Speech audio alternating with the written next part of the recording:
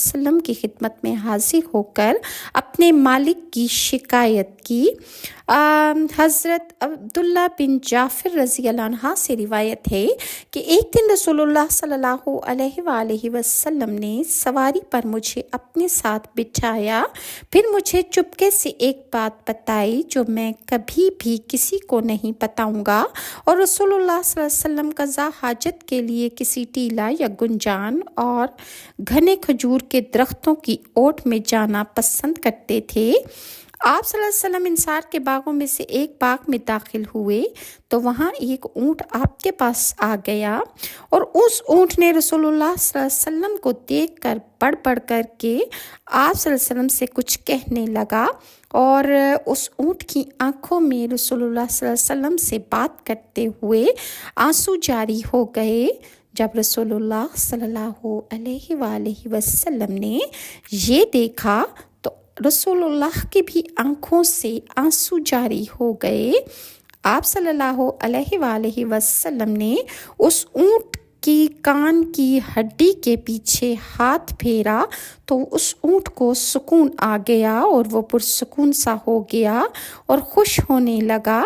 इसके बाद रसूलुल्लाह सल्लल्लाहु अलैहि वसल्लम ने इरशाद फरमाया कि ये ऊँट किसका है। इंसार का एक नौजवान आया और वो कहने लगा कि या रसूलुल्लाह सल्लल्लाहु अलैहि वसल्लम, ये ऊँट मेरा है। आपने इरशाद फरमाया, तुम इन जानवरों के मामले में अल्लाह ताला से नहीं डरते जिनका अल्लाह ताला ने तुम्हें मालिक बना दिया है।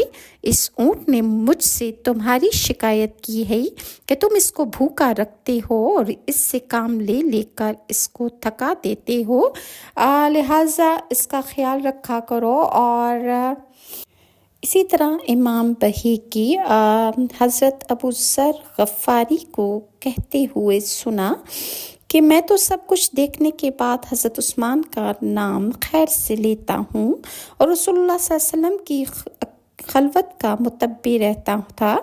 एक रोज़ नबी करीम सल्लल्लाहु अलैहि वसल्लम को अकेले देखकर आप सल्लल्लाहु अलैहि वसल्लम के साथ में बैठ गया। हज़रत बकर सद्दीक भी तशरीफ़ ले आए और वो आपकी दाईं तरफ बैठ गए। फिर हज़रत उमर रज़ी अल्लाह अन्हा भी तशरीफ़ ले आए और वो हज़रत बकर सद्दीक की सीधी जानिब बैठ गए।